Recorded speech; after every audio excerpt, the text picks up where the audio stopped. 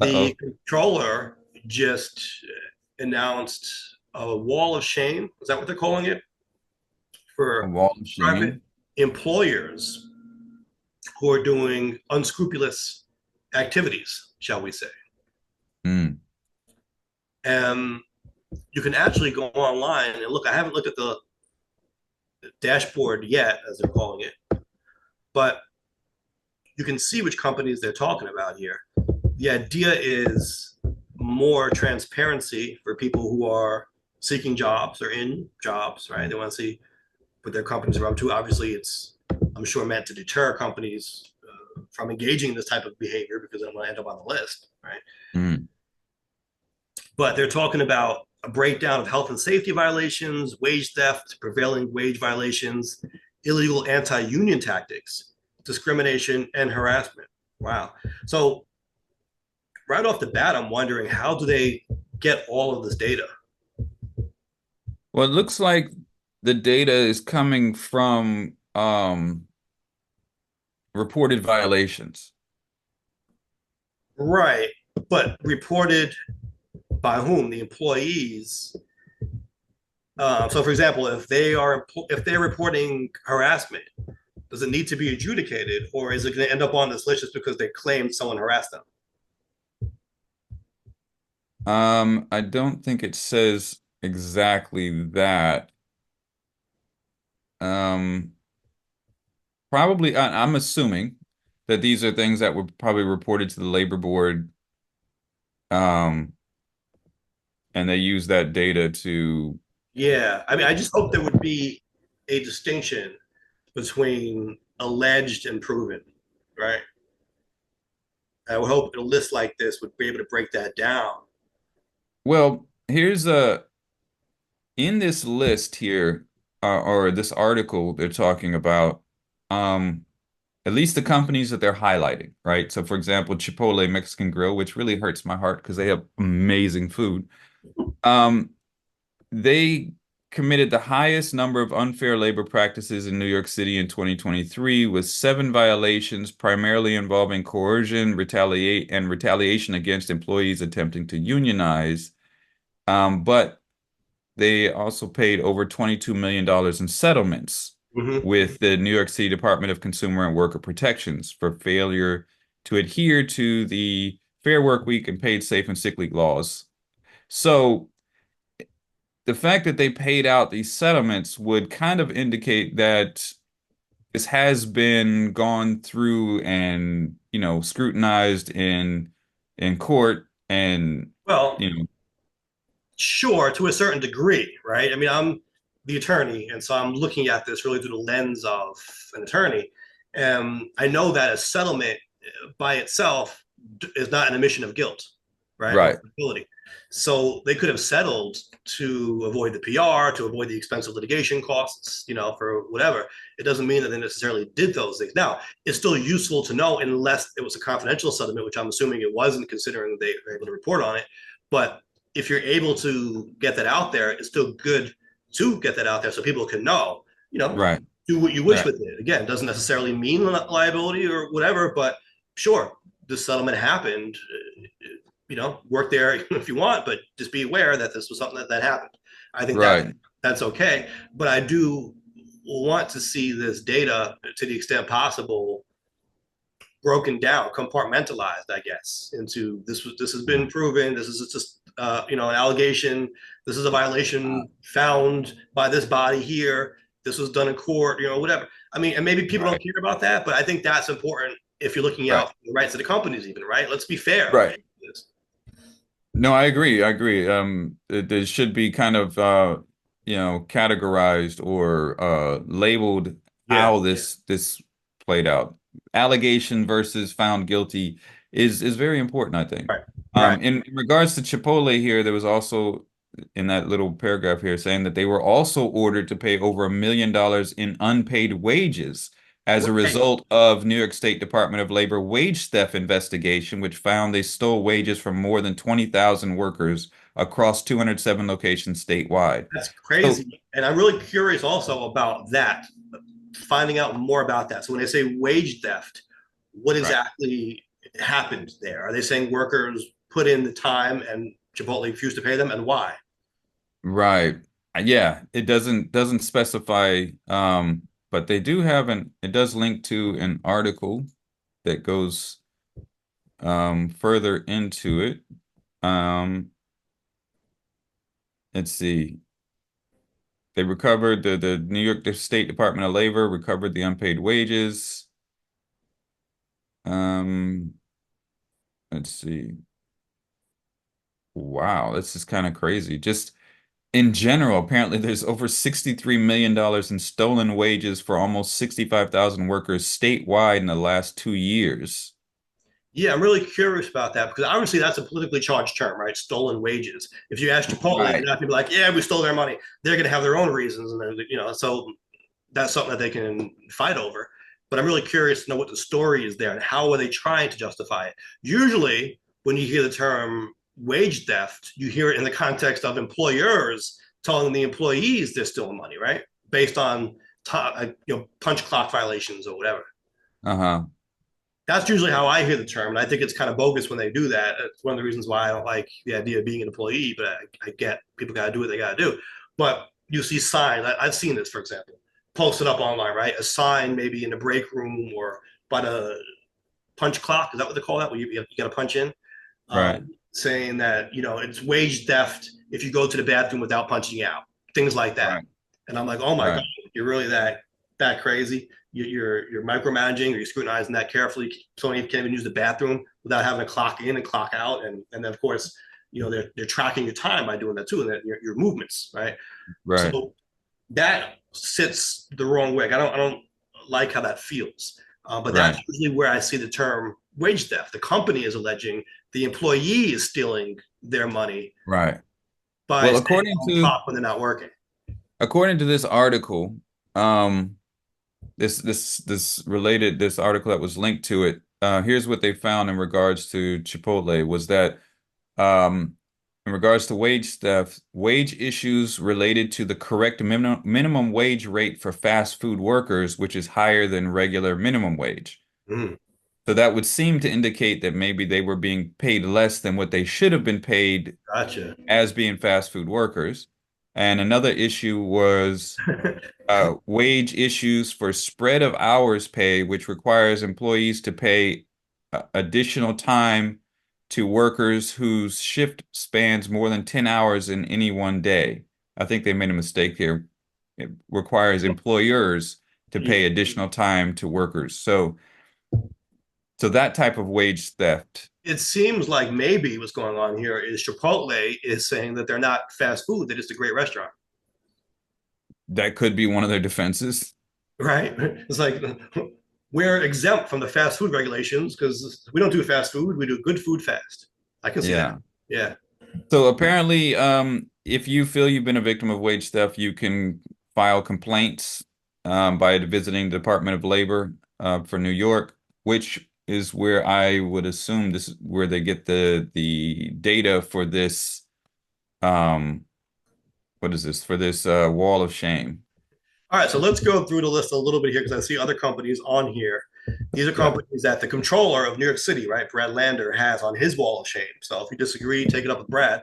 But we got Chipotle, Chipotle Mexican Grill is the first one we see on here, according to this article, at least from documentedny.com. right. Planned companies. I never heard of this. This company provides building, janitorial, maintenance, security, and concierge services. It has That's a a highest, wide range there, like yeah, janitorial and concierge services. hello, but had the highest number of ULPs. What's ULP in New York City? That's unfair labor practices. Oh, there you go. Okay. We've got They had Fadmo. OSHA violations as well. Yeah, I see that. Fadmo Home Healthcare Services Agency, a Staten Island based company, was the largest wage theft offender investigated by the U.S. Department of Labor. Okay. Wow, look at that. They owed over $1.45 million to 22 workers. Yeah. And That's not a small amount of money. per worker, right? Let's do the math on that. I was just I'm gonna I'm I'm doing the exact same. I'm doing the math right now. That's $65,909 per worker. wow. That's not a small thing at No. all. I'd be very upset. That'd be very Smile, upset.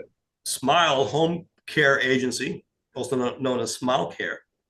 Mm, Timeless Roofing. Okay. Also, you got OSHA violations here. hmm Amazon. Okay, that's not too surprising. That's definitely not surprising at all. Panda They've been Express. Oh, okay, that's interesting. The ubiquitous mall chain had the largest fair work week and paid safe sick leave loss settlement in mm, 2023, paying $3.45 million in restitution and civil penalties, which impacted over 1,400 workers. So the other thing is, you wonder if after settling, such a high profile matter, right, for such a large amount of money, some of these mm. companies might change their practices. I mean, I'm sure Panda Express, for example, doesn't want another settlement for $3.45 million. So maybe going forward, they won't do things that way anymore. Yeah, you have to wonder. Yeah, So that one is about $2,400 per worker. not a small amount of money. I'm sorry? That's not a small amount of money. That's significant. It is, yeah, especially for a worker working at Panda Express where this is not a particularly high paying job. Um, so that $2,400 could be, life changing, life saving. Right. Uber and Lyft are both on here. Okay, I wonder if they had similar type issues. It says Uber failed to provide drivers with paid safe and sick leave as required by city and state law.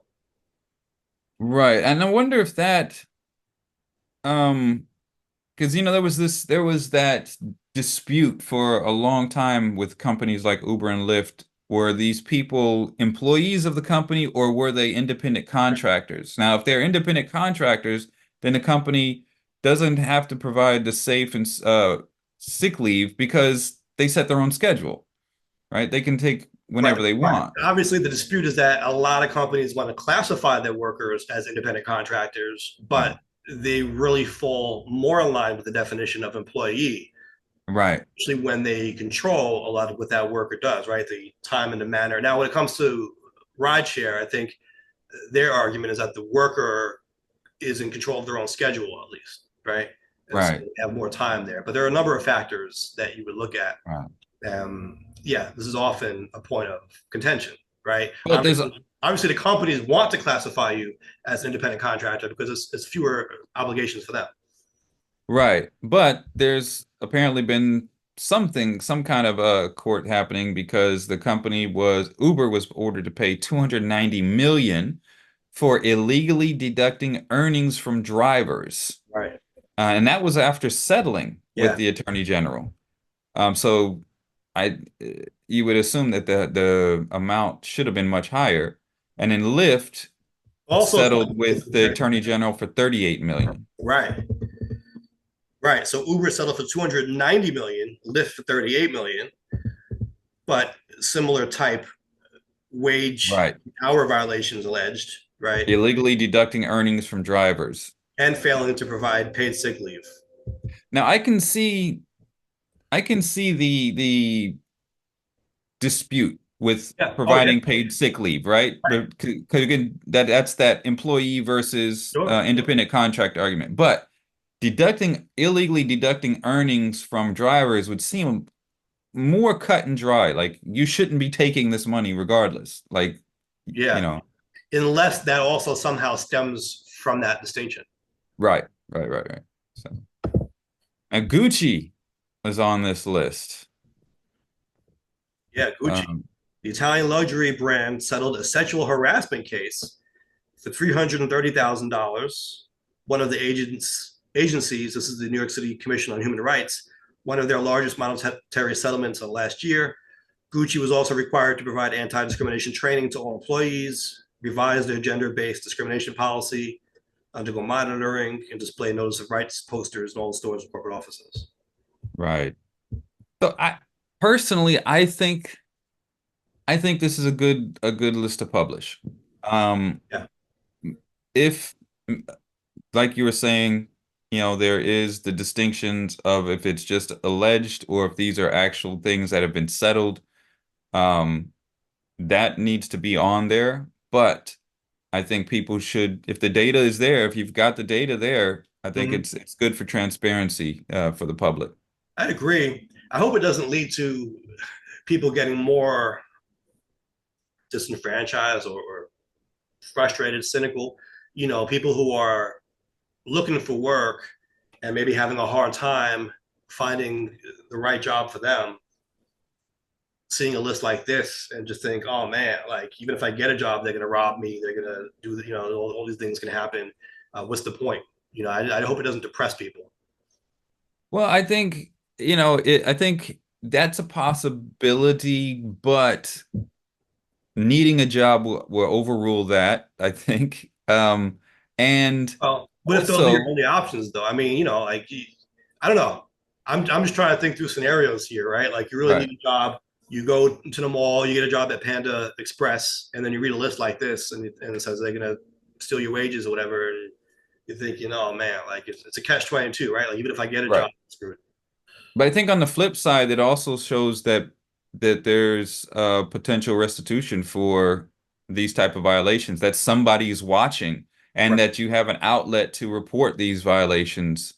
That is true. So That is true. I think that's a positive. The one job on this list that I would absolutely take pause at joining the company would be Amazon, because even according to this article, they are notorious for either overworking their employees or being anti-union. So I would, yeah, it wouldn't be from Yeah, this. It's from all the news reports that would be something that would deter me. I don't know if I'd want to sign up for Gucci's sexual harassment program either. No, probably not. You know, probably not. It looks like they were also required to provide anti-discrimination training, revise their gender-based discrimination policy, Right. undergo monitoring, and display notice of rights. So they had, yeah, some other issues, some human rights types of violations that they had to deal with. Yeah, we talked about how even law firms now, when you work for them, they'll give you anti-harassment training. Right. Yeah. It's not a So bad thing, although some of the it's stuff not. some of the stuff on there makes you go, "Wow, I can't believe they have to teach me." It's just like a sad state of affairs when they have to tell you this is harassment, and like that's something that you should go back to kindergarten if you don't know. But we also gotta look at how what has been commonplace in the business world for generations. Sure, that's what makes it sad, right? The fact that they actually have to give you a course on this is Right. indicative of people, I guess, not knowing or just doing it anyway, right? It's like this Right. behavior is happening in the workplace to the point of having to actually teach everyone who comes in this is unacceptable. It's like, wow, it Right. got to that point. It was that pervasive in the workplace Yeah. that you need a course about, this very basic humanity. That's pretty sad.